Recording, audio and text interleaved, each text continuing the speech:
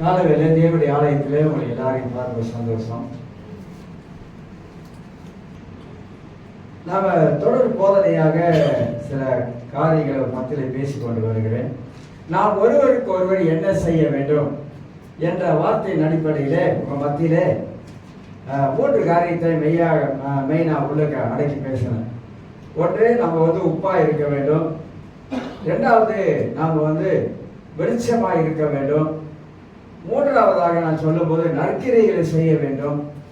அந்த நற்கிரைகளை செய்வது தான் நான் பரிசுத்த ஆவியானவர் நமக்குள்ள இருக்கிறாரு, நல்ல காரியங்களை நாம் வாழ்க்கையிலே செய்வதற்காக என்று சொல்லி பரிசுத்தாவுடைய வேலை என்ன, ஆவியானவருடைய வேலை என்ன என்பதை குறித்து முதல் காரியமாக பரிசுத்தாவுடைய வேலை பாவத்தை உணர்த்துவார் அப்படின்னு சொல்லி மத்தியில் பேசுறேன். 2வதாக நான் சொல்லும் பொழுது ஆவியாவுடைய வேலை நம்மளை பரிசுத்தப்படுத்தி கொண்டே இருக்கிறார் என்பதை குறித்து உங்க மத்தியிலே நான் சொல்லி வந்தேன். இன்றைக்கு அந்த அடிப்படையில நாம பரிசுத்தாவுடைய வேலை நம்முடைய வாழ்க்கையில 3வது காரியமாக ஊழியம் செய்ய வைப்பது. ஆவியானவர் கடைசி காலங்களில எப்படி நமக்குள்ள இருந்த ஒருவருக்கு ஒருவர் என்ற தலைப்பிலே பரிசுத்த ஆவியானவர் ஊழியம் செய்ய வைக்கிறார், எப்படி நம்ம வாழ்க்கையில ஊழியத்தை செய்ய வைக்கிறார் என்பதை குறித்து சுருக்கமாக சில காரியங்கள் மத்தியிலே பேசலாம் என்று எண்ணுகிறேன். எடுத்துக்கொள்ள எபேசியர் புஸ்தகம் 4ஆம் அதிகாரம், எபேசியர் 6ஆம் அதிகாரம் 6ஆம் வசனத்தை கொஞ்சம் திருப்பிக் கொள்வோம். எபேசியர் 6:6.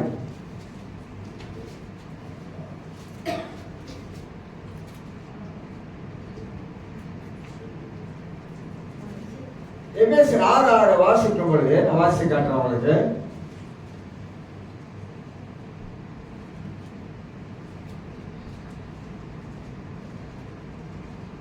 மனுஷனுக்கு பிரியமாய் இருக்க விரும்புகிறாய், பார்வைக்கு ஊழியம் செய்யாமல்.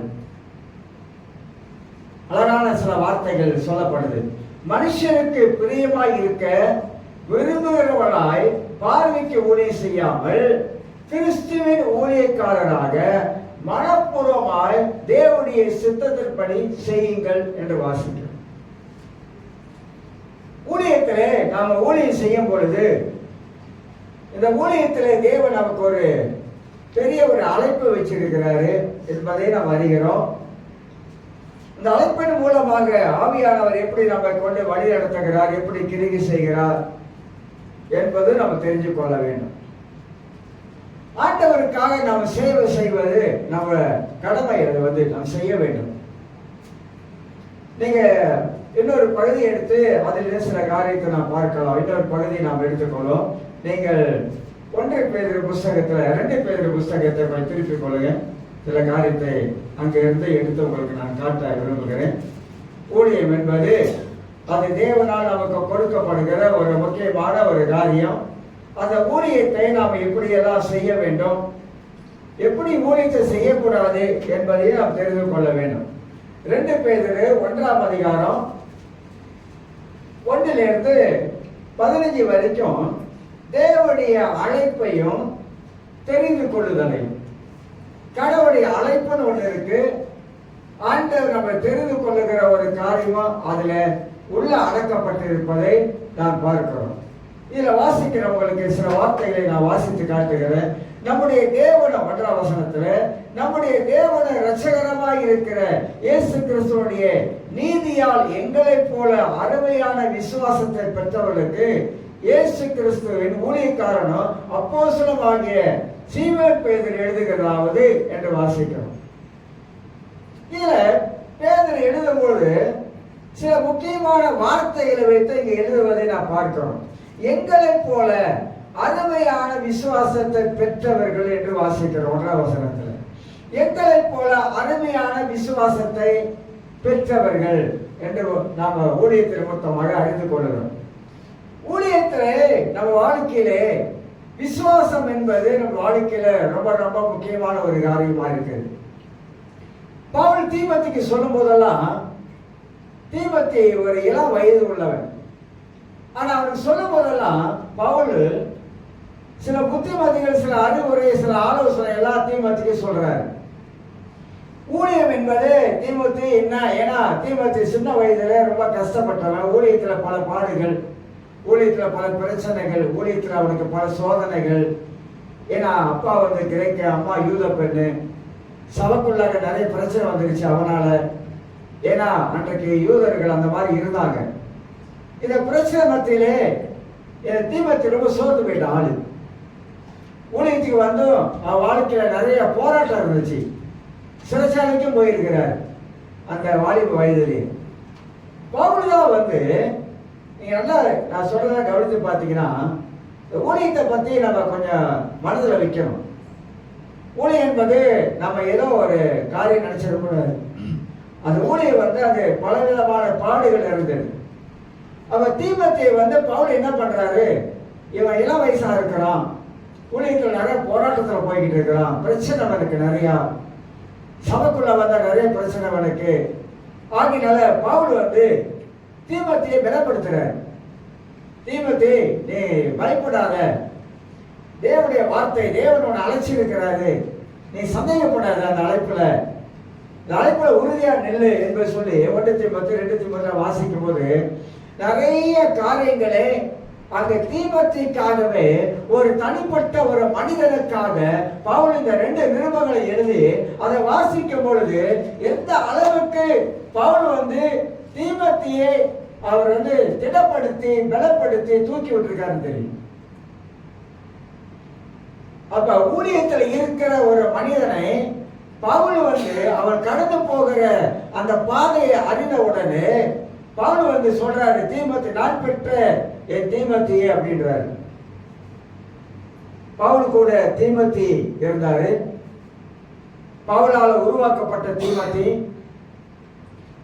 பவுல் என்னெல்லாம் சொல்றாரோ அதெல்லாம் தீமோத்தி கேட்கக்கூடிய ஆளா. தீத்து இருந்தாரு. தீத்து பவுலால உருவாக்கப்பட்ட ஒரு மனிதன். தீமோத்தேயு இருந்தாரு, பவுலால ஊழியத்தில் நடத்தப்பட்ட ஆளு. இன்னும் நீங்க பிலிப்பி 2ஆம் அதிகாரம் வாசிக்கும் போது நிறைய காரியங்கள் பவுல் வந்து ஒண்ணு சொல்லும் பொழுது அந்த கூட இருந்த அந்த ஊழியக்காரர்களை பவுலால உருவாக்கப்பட்ட ஒனேசிமா இருந்தாரு, எப்பாப்பிராத்து இருந்தாரு, இவங்க எல்லாவற்றையும் பவுல் தான் உருவாக்கி இருக்கிறாரு. ஒனேசிமா என்பவன் ஒரு திருடனாக இருந்தாதான், ஆனா அவனை உருவாக்கினார். 1 வருஷமா உருவாக்கி அவனை கொண்டு வந்து ஒரு கடைசி சபை சரித்திரங்களை பின்னாடி பார்க்கும்போது அந்த ஒனேசிமா பிற்காலத்துல ஒரு சபைக்கு அவன் வந்து பிஷப்பாக மாறப்பட்டான், பெரிய ஒரு போதகராக இருந்தான்னு சொல்லி பார்க்கிறோம். அப்ப இங்க பார்க்கிறோம், அந்த அழைப்பு தேவனால் ஒரு மனிதன் அழைக்கப்படும் பொழுது, அந்த அழைப்பு அவன் வாழ்க்கையில இருக்கும் பொழுது அவன் வந்து உருவாக்கப்படுகிறான், ஊழியத்துல உருவாக்கப்படுகிறான், ஊழியத்துல வளர்ந்து வருகிறவனா காணப்படுகிறாங்க. பவுல் நிறைய காரியங்களை வந்து அங்க பேச ஆரம்பிக்கிறார். ஆனா எல்லாருமாக விசுவாசத்துல வாழ்ந்தவர்கள், அப்போஸ்தலர்கள் விசுவாசத்துல வாழ்ந்தாங்க, கூட இருந்தவங்க எல்லாம் விசுவாசத்துல வாழ்ந்தாங்க, தங்கள் வாழ்க்கையை அர்ப்பணிக்கப்பட்டு வாழ்ந்தாங்க, ஒப்பு கொடுக்கப்பட்டாங்க, போராட்டத்து மத்தியில தேவனுக்காக நிற்க ஆரம்பித்தாங்க. பலவிதமான போராட்டங்கள், சோதனைகள் அவங்க வாழ்க்கையில வர ஆரம்பித்தது. பவுல் பாருங்க பேசும்போது, நீங்க 2 கொரிந்தியர் புஸ்தகத்தை போய் திருப்புங்க. 2 கொரிந்தியர் புஸ்தகத்துல சில காரியத்தை நான் சொல்றேன். 2 கொரிந்தியர் 11ஆம் அதிகாரத்தை நீங்க திருப்பும் பொழுது பவுலுடைய அனுபவங்களை அங்க பேச ஆரம்பிக்கிறார். கொரிந்து மக்கள் இடத்துல பவுல் தன் வாழ்க்கையில ஊழியத்துல கடந்து போன அந்த அனுபவங்களை பவுல் வந்து கொரிந்து மக்களிடத்துல பேச ஆரம்பிக்கிறார். 23 வாசிக்கிறேன். 2 கொரிந்தியர் 11ஆம் அதிகாரம் 23. அவர்கள் கிறிஸ்துவின் ஊழியக்காரரா? நான் அதிகம் புத்தீனமாய் பேசுகிறேன், நான் அதிகமாக பிரயாசப்பட்டவன், அதிகமாக அடிபட்டவன், அதிகமாக காவலில் வைக்கப்பட்டவன், அநேக தரம் மரண அவதியிலும் அகப்பட்டவன் அப்படி பேச ஆரம்பிக்கிறார். ஏன் இப்படி அவர் பேச ஆரம்பிக்கிறார்னாக்கா, அங்க நீங்க கொரிந்து புஸ்தகத்தை வாசி பார்த்தீங்கன்னாக்கா, கொரிந்து மக்கள் வந்து நமக்கு தெரியும் எப்படிப்பட்ட வாழ்க்கை வாழ்ந்தவங்க என்பது நமக்கு தெரியும். ஆனா அங்க ஒரு கள்ள அப்போஸ்தலர்கள் எழுப்பிட்டாங்க. கள்ள அப்போஸ்தலர்கள் எழுப்பி அந்த கொரிந்து சபைக்குள்ளாக சில குழப்பங்களை ஏற்படுத்தினாங்க என்பதை குறித்து நாம் அறிந்து கொள்வோம். அதனால சொல்றாரு 24 சொல்றாரு, யூதர்களால் ஒன்றுக்குரிய 40 அடியாக 5 முறை அடிபட்டேன்.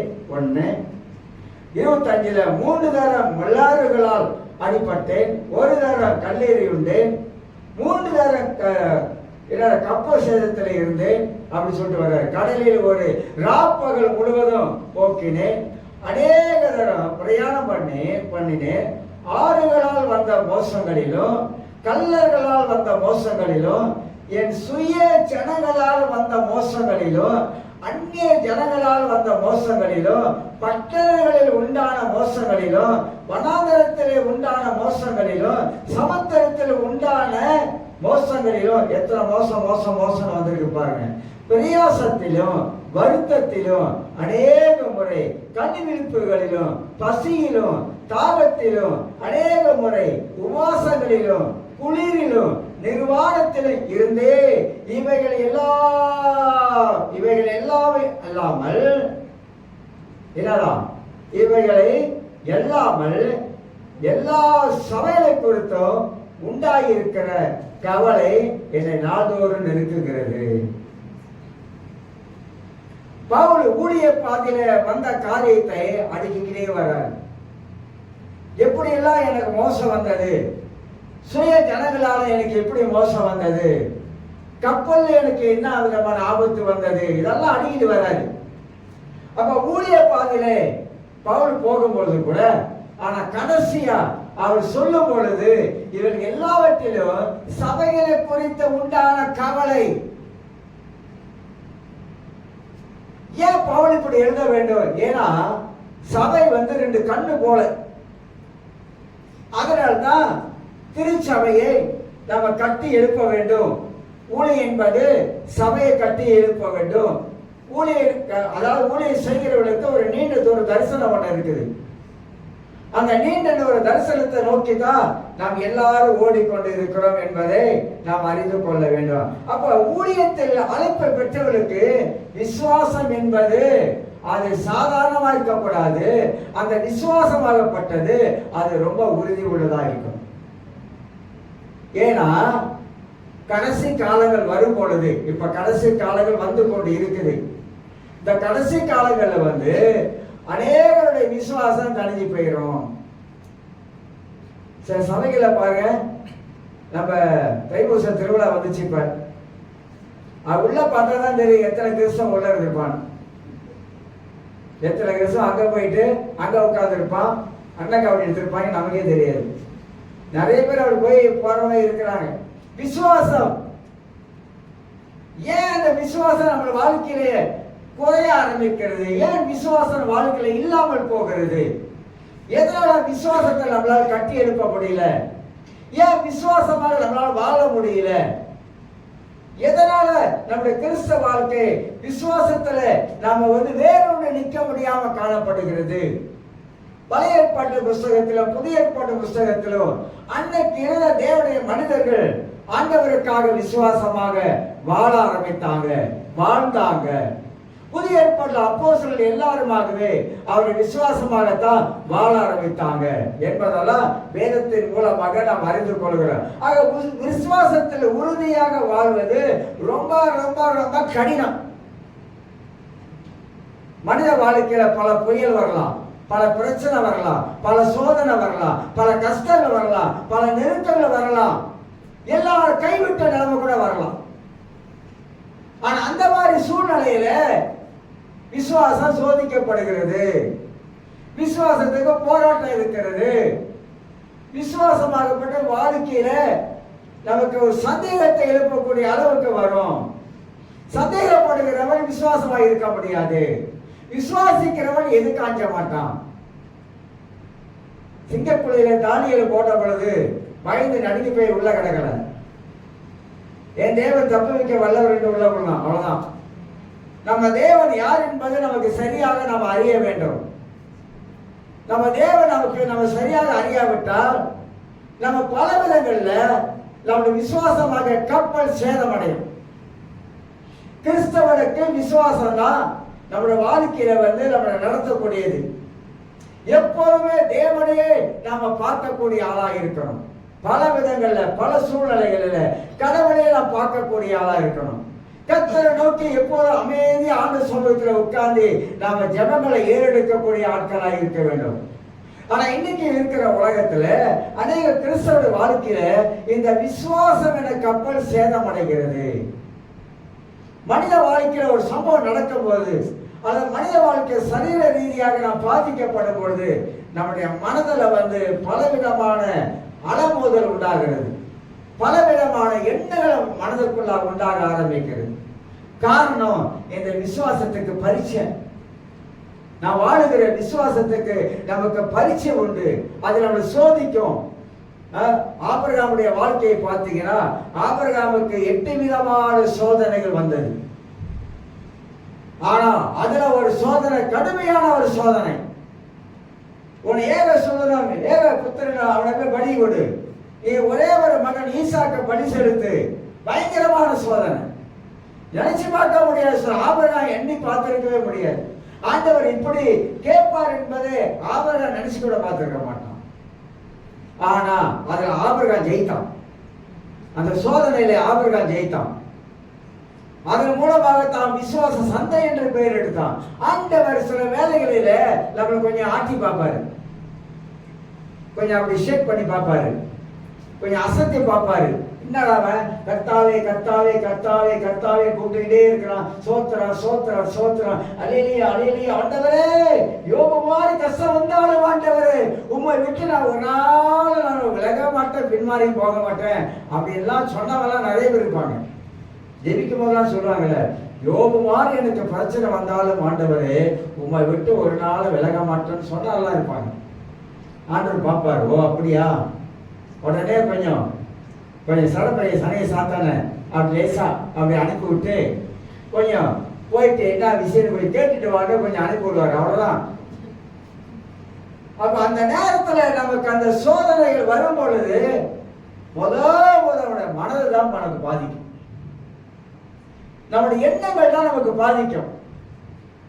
நம்முடைய விசுவாசம் அந்த இடத்துல உறுதியா இருக்கிறதா, அந்த இடத்துல விசுவாசம் நம்ம வாழ்க்கையை தடுமா இருக்கிறதா, அதுதான் நமக்கு தெரியணும். எந்த அளவுக்கு நாம் விசுவாச வாழ்க்கையில நாம் வாழ ஆரம்பிக்கிறோம் என்பதை நாம் நன்றாக அறிந்து கொள்ள வேண்டும். ஆக இந்த கல்வி வேதத்தில் நீங்க பார்த்தீங்கன்னாக்கா, யோபோட வாழ்க்கை நமக்கு எல்லாருக்கும் தெரியும், எல்லாருக்கும் தெரியும், எல்லாரும் படிச்சிருப்போம், எல்லாரும் தேவனுடைய செய்தியை கேட்டிருப்போம். ஆனா தியானம் பண்ணியிருப்போமா? அந்த சம்பவங்கள் அவளை குறித்து சிந்தனை பண்ணியிருப்போமா? யோசனை பண்ணியிருப்போமா? அந்த சூழ்நிலையில ஒரு தனிப்பட்ட மனிதனாக இருக்கிற யோபு நண்பர்கள்லாம் ஒரு மாதிரி பேசிட்டானுங்க. எல்லாம் நல்லா இருக்கும் போதுதான் 4 பேர் கூட வந்து சுத்திக்கிட்டு நம்ம கிட்ட கூட இருப்பானு. ஆனா நம்ம கிட்ட ஒண்ணுமே இல்லை, நம்ம இந்த நிலைக்கு தள்ளப்பட்டாக்கா நம்மளாம் கூடி வந்தாலும் நீ ஏதாவது பண்ணியிருப்ப, நீ கடவுளுக்கு விரோதமா ஏதாவது பண்ணியிருப்ப, கடவுளுக்கு விரோதமா ஏதாவது செஞ்சிருப்ப, நீ பாவம் பண்ணியிருப்ப, நீ அநியாயம் பண்ணியிருப்ப, நீ அக்கிரமம் பண்ணியிருப்ப, அதனால தான் கர்த்தர் போட்டாடுவார் அவர் போடு. எத்தனை பேர் சொல்றாங்க ஆண்டவர் போட்டாரா? அப்படிலாம் தப்பு தப்பா சொல்லுவாங்க, தப்பு தப்பா சொல்லுவாங்க. ஆண்டவரை யாரையுமே போடுறது கிடையாது. யாரையுமே ஆண்டவரே ஒரு நாளும் அவர் போடுறது கிடையாது, வெட்டுறதும் கிடையாது, தள்ளுறதும் கிடையாது, இடிக்கிறது கிடையாது, மொத்துறதும் கிடையாது. நம்ம தான் சொல்லிக்கிறோம். ஆனா தேவன் அன்பா இருக்கிறவர். ஆனா அவர் நமக்கு சில வேலைகளில சொல் பேச்சு கேட்காம போகும்போதுதான் சிக்ஷைகளை அனுப்புறார் தவிர, அந்த சிக்ஷையின் மூலமாக தேவன் பக்கம் திரும்பி வருவதற்கு தான் அவர் செய்யறார். மற்றபடி ஆண்டவர் நல்லவராகவே இருக்கிறார். எப்போது கர்த்தர் நமக்கு நல்லவர். அதனால யோபுடைய சூழ்நிலையை பார்த்தோமாக்கா, எல்லாராலும் கைவிடப்பட்டவன் யோபு. சில வேளை நமக்கு அந்த மாதிரி சூழ்நிலை வரலாங்க. நம்ம கூட நினைக்கணும், எல்லாரும் என்ன கைவிட்டாங்க, அம்மா அப்பா கைவிட்டாங்க, நண்பர்கள் கைவிட்டாங்க, கூட பழகின நண்பர்லாம் கைவிட்டாங்க, நான் தனிமரமா இருக்கிறேன், எனக்கு யாருமே இல்லை. அந்த சூழ்நிலை நமக்கு அப்படியே வரக்கூடிய மாதிரி இருக்கும்.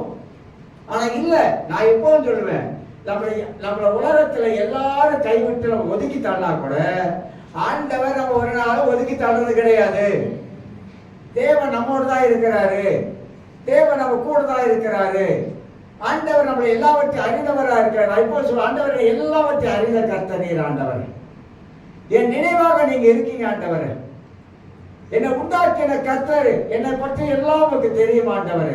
அதனால ஒரு நாள் என்னை வெட்கப்படுத்த மாட்டீங்க ஆண்டவர். இந்த உலகத்துல எல்லா மனிதரும் ஒதுங்கி போகலாம், பேசாமல் போகலாம், அன்பு செலுத்தாமல் இருக்கலாம்.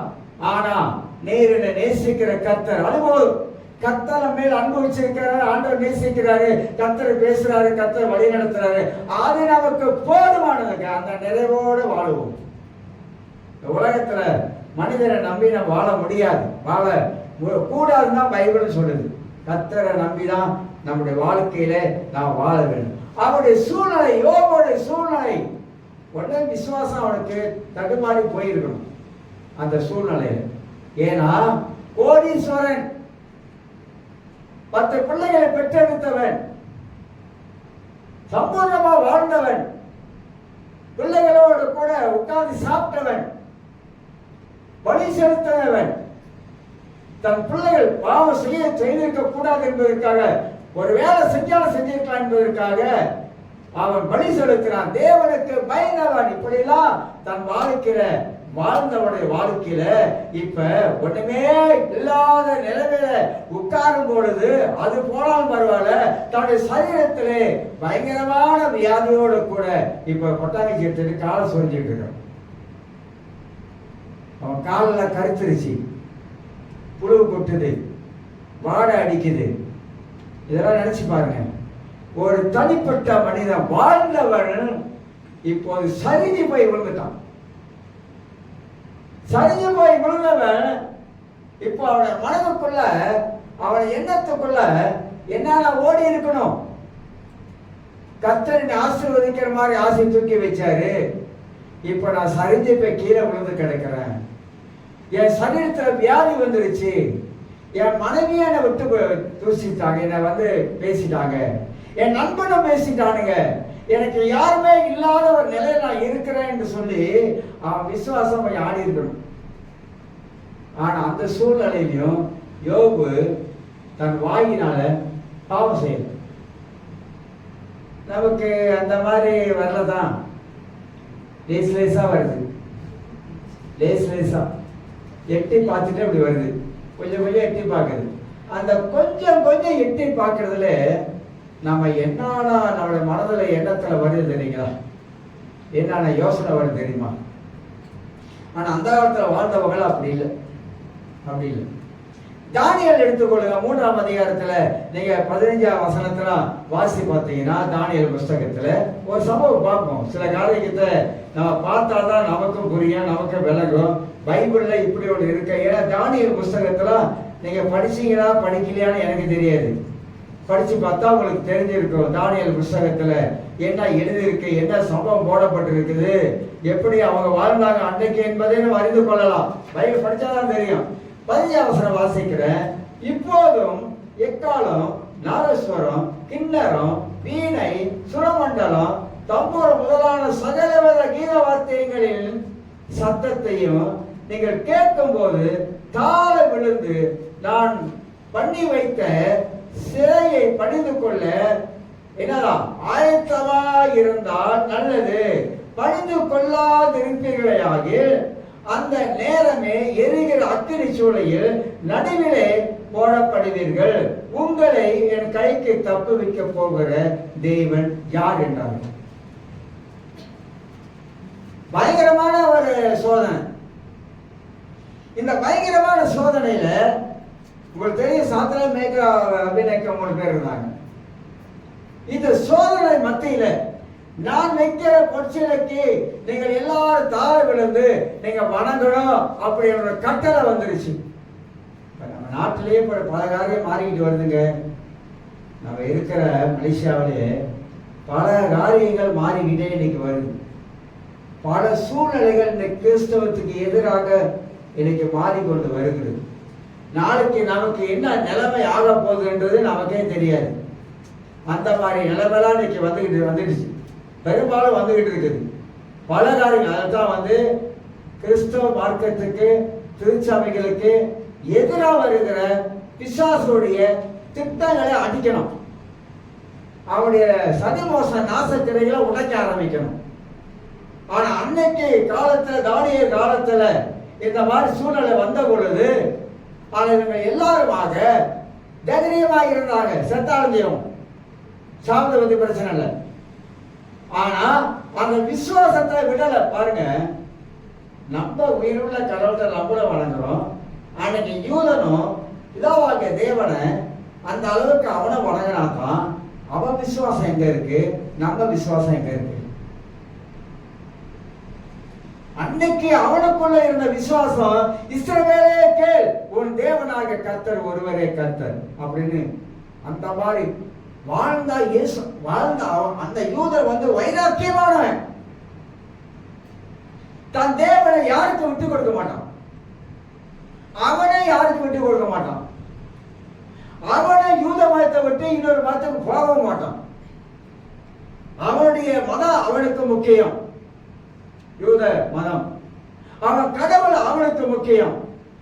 அந்த கடவுளை தவிர வேற யாருக்கு தலை வாங்காதவங்க யூதன்.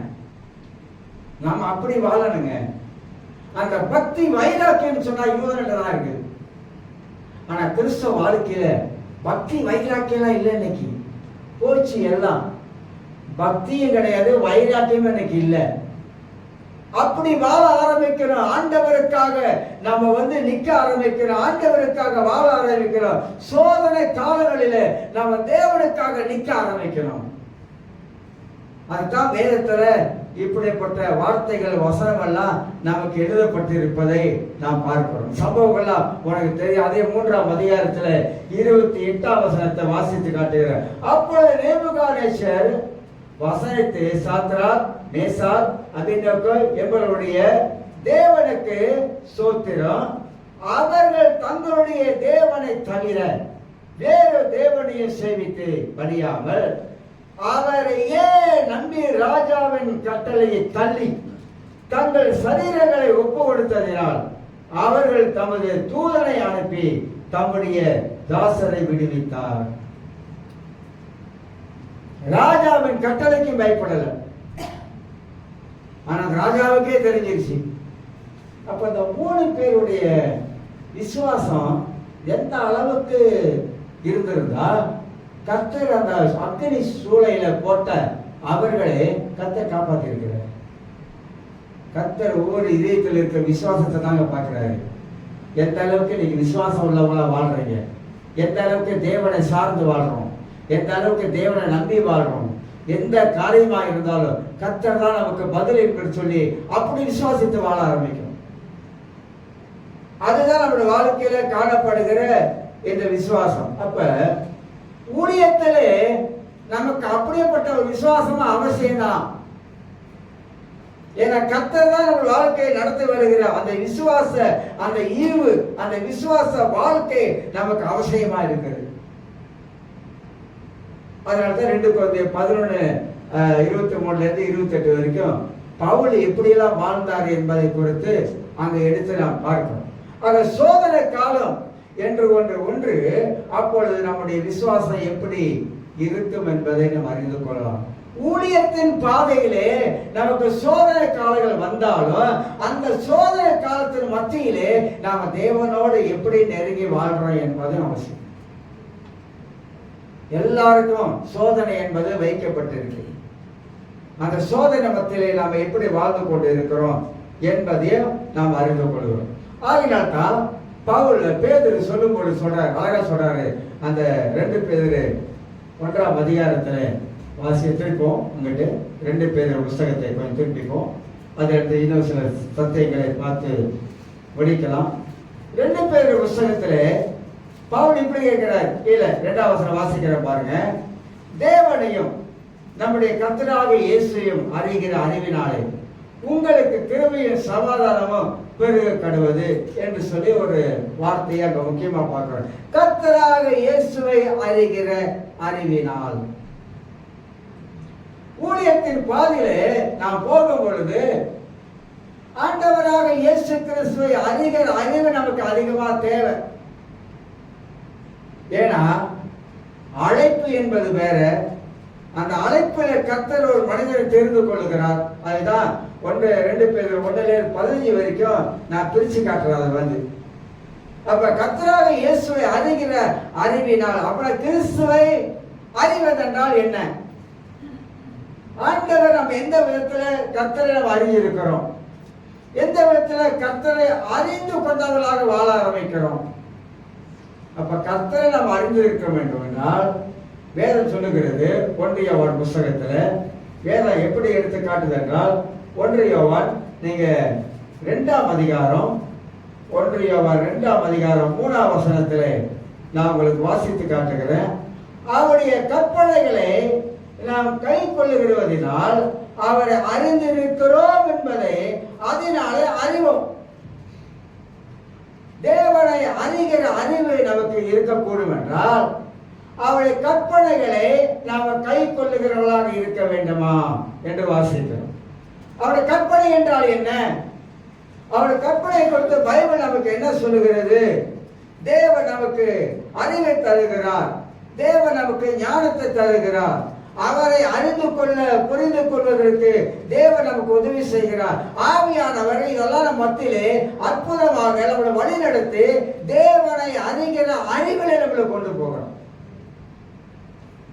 கிறிஸ்தவையும் தேவனையும் நாம் அறிந்து கொள்ளக்கூடிய அறிவிலே நாம் எல்லாரும் வளரக்கூடிய மக்களாக காணப்பட வேண்டும். 5ஆம் வசனம் வாசிக்கிற பாருங்க.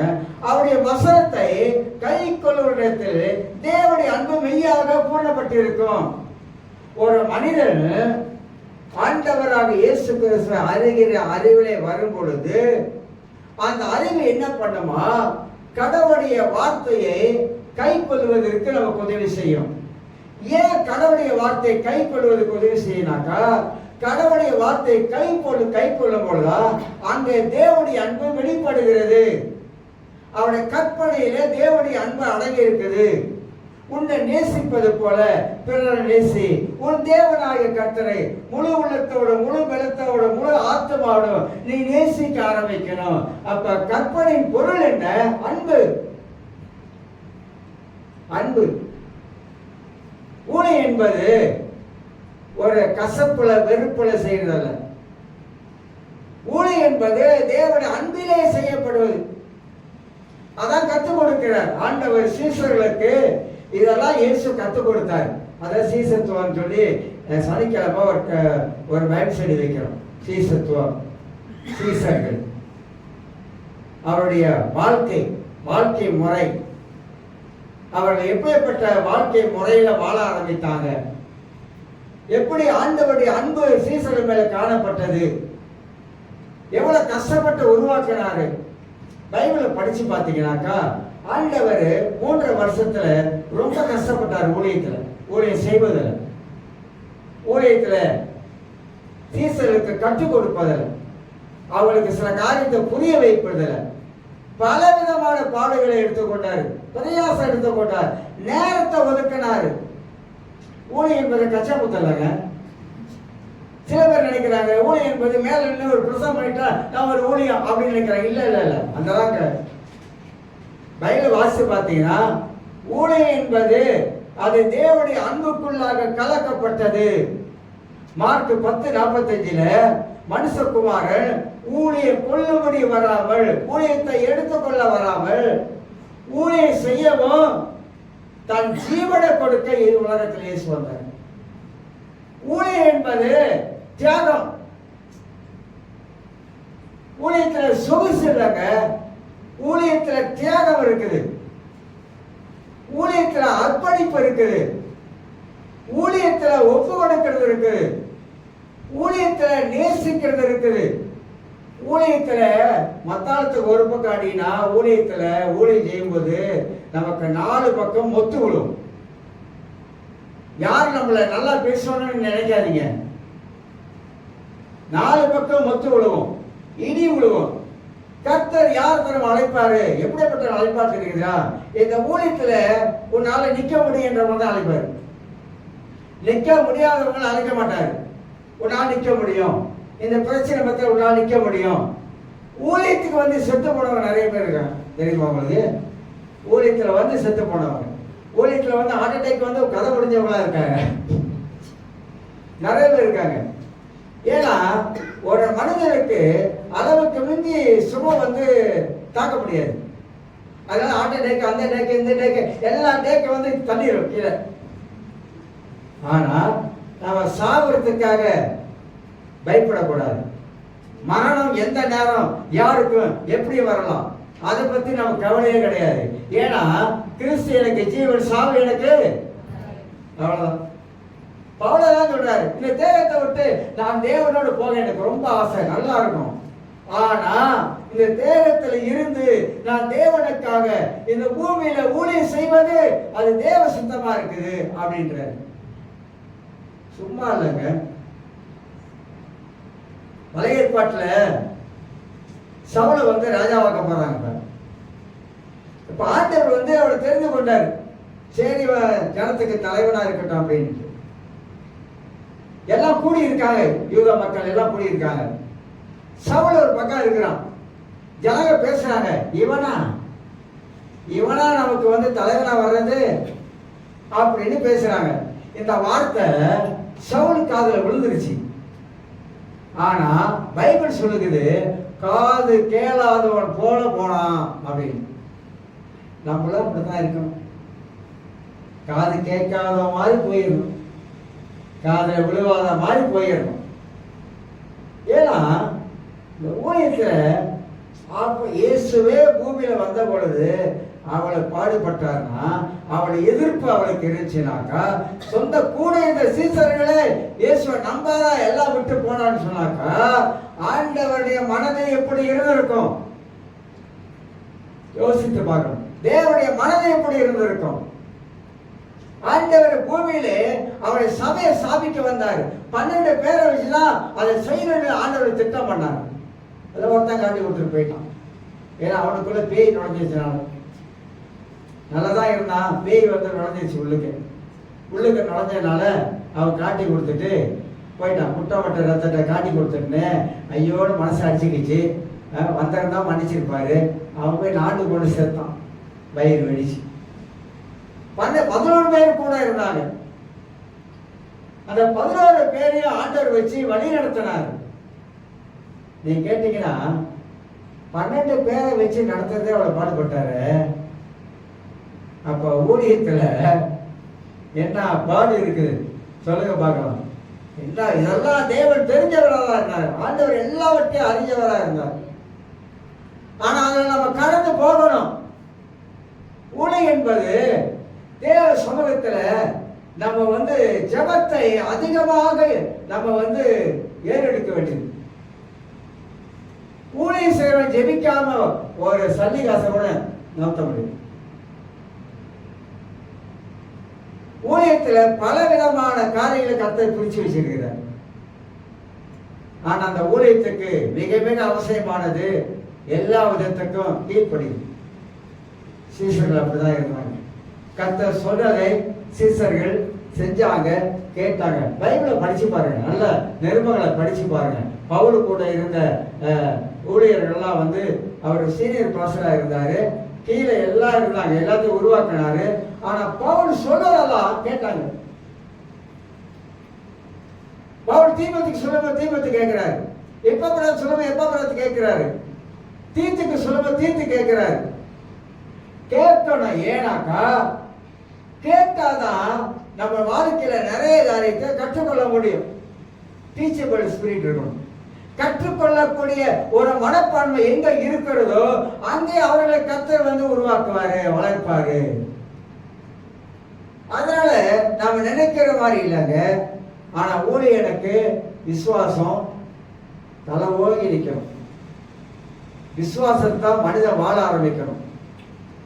எந்த மனிதனையும் வந்து சார்ந்து நாம் வைக்க முடியாது.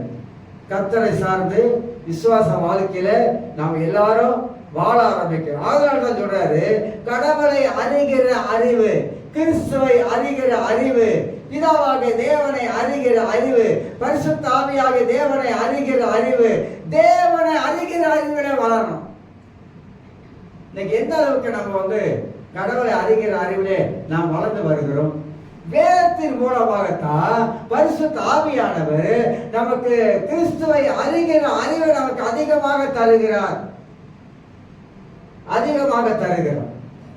அதிகமாக ஆவியானவர் நம்ம கடவுளோடு கூட நெருங்கி வாழ்வதற்கு உதவி செய்கிறார். வேதத்தின் ரகசியங்களை கற்றுக் கொடுக்கிறார். வேதத்தின் மகத்துவங்களை சொல்லிக் கொடுக்கிறார். கிறிஸ்துவுக்காக நிற்க நமக்கு வாழ்க்கையில பழக்க வைக்கிறார், பயிற்சிக்கிறார். பல காரியத்தை அனுபவத்துக்குள்ள கொண்டு போறார்.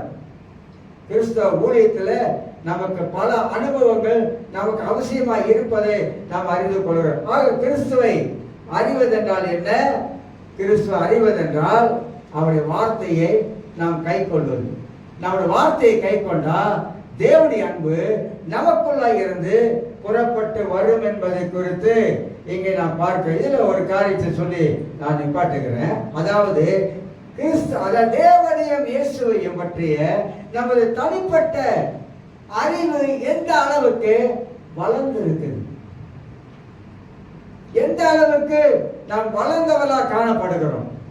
யோவான் 17ஆம் அதிகாரத்தை கொஞ்சம் திருப்புங்க. யோவான் 17ஆம் அதிகாரத்துல எல்லாருக்கும் தெரிஞ்ச ஒரு பகுதி தான் யோவான் 17. ஒரு வசனத்தை வாசி நிப்பாட்டுறேன். யோவான் 17:2. பிதாவை வேலை வந்தது, நீர் உம்முடைய குமாரனுக்கு தந்தளின யாவருக்கும் அவர் நித்திய ஜீவனை கொடுக்கும் பொருட்டு மாம்சமான யாவர் மேலும் நீர் அவருக்கு அதிகாரம் கொடுத்தபடியே உம்முடைய குமாரன் உம்மை மகிமைப்படுத்தும்படிக்கு நீர் உம்முடைய குமாரனை மகிமைப்படுத்தும். 3ஆம் வசனத்துல, ஒன்றான மெய் தேவனாகிய உம்மையும் நீர் அனுப்பினவராகிய இயேசு கிறிஸ்துவும் அறிவதே நித்திய ஜீவன். ஒன்றாக மெய் தேவனாக உம்மையும் நீர் உலகத்துக்கு அனுப்பினீரே ஆண்டவராக இயேசு கிறிஸ்து, அவரை அறிவதே நமக்கு நித்திய ஜீவன். அப்பனா தேவனையும் கிறிஸ்துவையும் எந்த அளவுக்கு நம்முடைய வாழ்க்கையில அறிகிற அறிவிலே நாம் வளர்ந்து கொண்டே வருகிறோம். இன்னும் அதிகமாக கிறிஸ்துவை அறிகிற அறிவிலே நாம் நிரப்பப்படுகிறோமா என்பதை நாம் அறிந்து கொள்ள வேண்டும். ஆக எனக்கு அருமையானவர்களே, இந்த காலவெளியிலே நாம் ஒருவருக்கு ஒருவர் என்ன செய்ய வேண்டும் என்ற தலைப்பின் அடிப்படையிலே அழைப்பும் தெரிந்து கொள்ளுதல். கர்த்தர் உங்களை என்னையும் ஜெனரலா பொதுவாக அழைத்து இருக்கிறார். அந்த அழைப்புக்குள்ளாக ஒரு குறிப்பிட்ட அழைப்பு இருக்குது. கர்த்தருக்கு சேவை செய்வதற்கு, ஆண்டவருக்கு ஊழியம் செய்வதற்கு. ஊழியம் என்பது அது கனம் உள்ளது. ஊழியம் என்பது அற்பமானதல்ல. ஊழியம் என்பது கரிசனை உள்ளது. ஊழியம் என்பது பாரம் உள்ளது. ஊழியம் என்பது கண்ணீர் வடிக்க வேண்டியது. ஊழியம் என்பது அது நம்முடைய வாழ்க்கையில காணப்படுகிற இரத்தத்தோடு கலக்கக்கூடியது. ஏனென்றால் இயேசு உலகத்தில் இருக்கும் பொழுது ஆத்துமாக்களை குறித்து அவருக்கு பாரம் இருந்தது என்பதை அறிந்து கொள்கிறோம். அப்ப ஊழியம் என்பது அது தேவ சித்தத்திலே நடத்தப்பட வேண்டியது. ஊழியம் மனித அறிவிலே வருவதல்ல, ஊழியம் மனித சித்தத்தில் வருவதல்ல. ஊழியம் என்பது அது அக்கறை உள்ளது. ஊழியம் என்பது அது கட்டளை, நமக்கு ஆண்டவர் கட்டளையிட்டு இருக்கிறாரு. இதெல்லாம் நாம் அறிய வேண்டும். ஆக ஊழியத்தை செய்கிற நாம் எந்த ஊழியம் செஞ்சாலும் செய்யலாம். ஒரு சண்டே ஸ்கூல் ஊழியமா இருக்கட்டும், அல்லது நம்ம சபை கூட்டுற சுத்தம் பண்ற அது ஒரு ஊழியம் தான். எந்த ஊழியமாக இருந்தாலும் அந்த ஊழியத்தை தேவனுடைய மகிமைக்காகவே செய்யணும். வேற எதற்காக செய்யக்கூடாது. கடவுளுடைய மகிமைக்காகவே செய்ய வேண்டும். ஆண்டவர் அதில் மகிமைப்பட வேண்டும். அதை மன திருப்தியோடு செய்ய வேண்டும். அதை மன சந்தோஷமாக செய்ய வேண்டும். அதுதான் அந்த ஊழியத்தில் காணப்படுகிற பாரம், அந்த ஊழியத்தில் இருக்கிற அக்கறை. இது கடவுளுடைய ஊழியம். அப்படி வரணும். இது கடவுளுடைய ஊழியம். ஆண்டவர் இந்த ஊழியத்தை எனக்கு கொடுத்திருக்கிறார். இந்த ஊழியத்துக்காக சண்டே ஸ்கூல் ஊழியமா கர்த்தர் எனக்கு கொடுத்திருக்கிறார். இந்த பிள்ளைகளுக்கு நான் ஜெபிப்பேன். ஆண்டவரே, இந்த சண்டே ஸ்கூல் ஊழியம் எனக்கு கொடுத்திருக்கேன். ஆண்டவரே, இந்த ஊழியத்தில் எனக்கு ஆண்டவரே இந்த பிள்ளைகளுக்காக ஜெபிக்கிற ஆண்டவரே, அந்த பிள்ளைகள் ஆசீர்வதிக்கப்படணும். ஆண்டவரே, அந்த பிள்ளைகள் நல்ல காரியம் கற்றுக்கொள்ள ஆண்டவரே.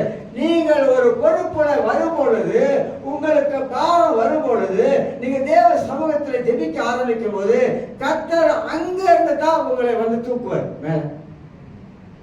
அங்க இருந்தா உங்களை உயர்த்துவார். அங்க இருந்தா தேவனுடைய ஆசீர்வாதத்தை வாழ்க்கையில் வைக்க ஆரம்பிப்பாரு.